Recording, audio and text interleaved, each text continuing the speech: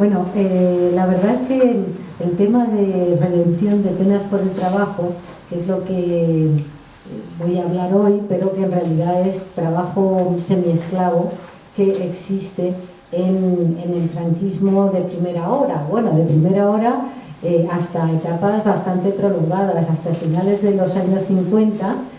Hay, diríamos, modalidades del trabajo, de este tipo de trabajo semiesclavo.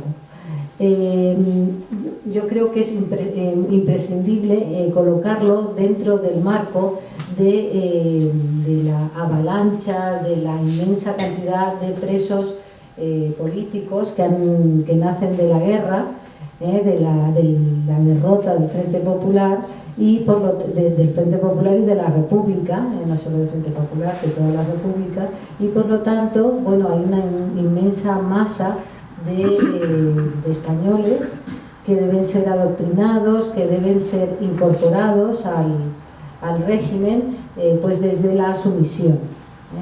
De ahí que, bueno, pues se busquen distintas fórmulas, y una de las fórmulas es el Patronato de Redención de Penas por el Trabajo.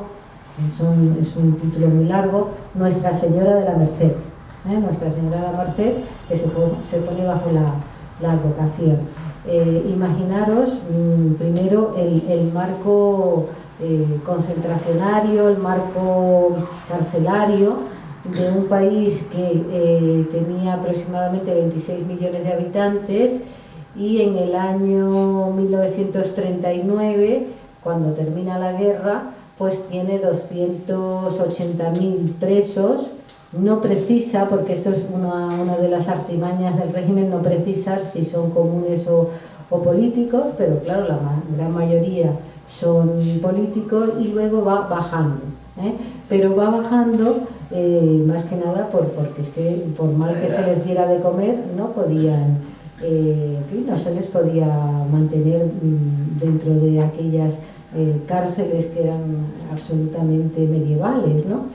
Y que además el país estaba en una situación económica gravísima, y muy pronto, como todos sabemos, va a iniciarse la Segunda Guerra Mundial, con lo cual, bueno, pues hay muchas razones para ir aligerando esa cantidad inmensa de presos. 230.000 en el año 1940, que es también una cifra apabullante. Bueno, para eso es mi interpretación, pero también vamos a ver algunas palabras del original. También de ahí que se cree este aparato que conlleva un aparato doctrinal para justificar su realidad.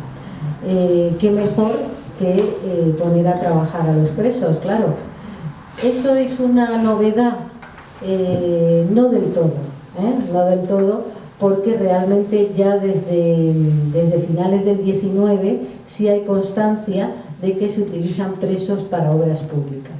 Por ejemplo, le vendrá a la cabeza a muchas personas el canal de Isabel II, a partir de la segunda mitad del 19, y ahí hay una figura muy curiosa que se llama Charles Clifford, que fue el primer fotógrafo británico al servicio de la corona española, de Isabel II, y hay fotos de de los presos de entonces haciendo las primeras presas del canal de Isabel II.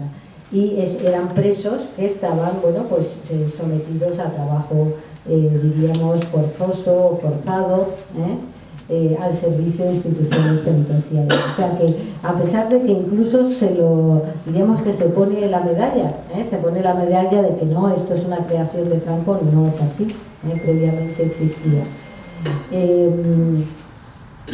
Para ir desentrañando este aparato, también hay que tomar en cuenta que había un gravísimo problema de hacinamiento en las cárceles. Imaginaros que de pronto hay miles de personas, de hombres fundamentalmente, que por mucho que se creasen cárceles habilitadas, que es como se llamaban, cárceles habilitadas, que se sumaban a las cárceles que existían, no había manera, O sea, había un hacinamiento muy grave. y además un hacinamiento peligroso.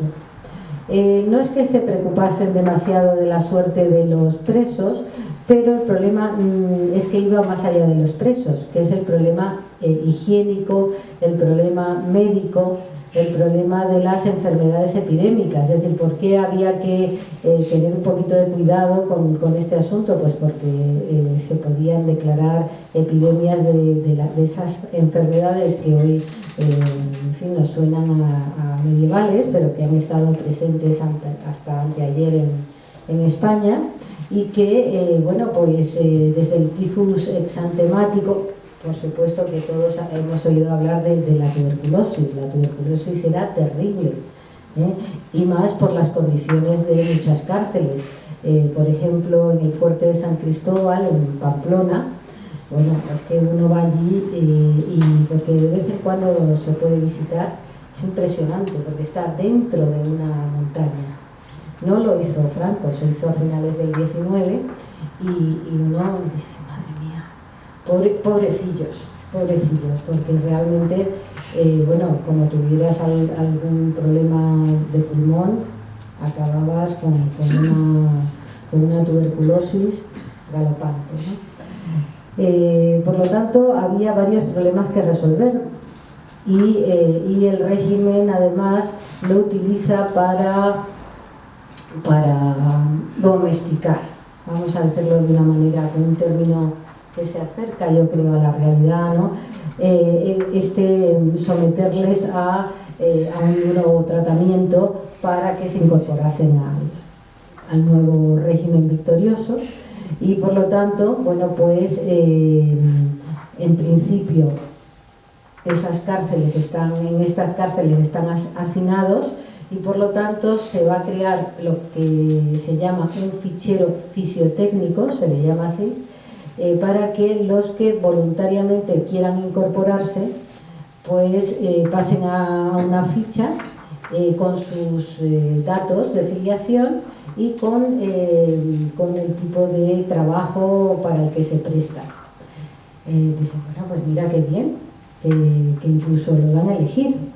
Bueno, imaginaros cuáles eran las condiciones de aquellas cárceles para entender que cómo no se van a apuntar, cómo no se van a apuntar cuando los presos eran muy mal alimentados, cuando esas cárceles no tenían condiciones de habitabilidad, cuando no había tampoco, bueno, pues en muchas ocasiones ni siquiera un saneamiento, agua, en fin, cosas tan fundamentales para la vida, y la vida en las prisiones pues era francamente difícil, muy, muy difícil. Y esto era parte del tratamiento que recibían los presos.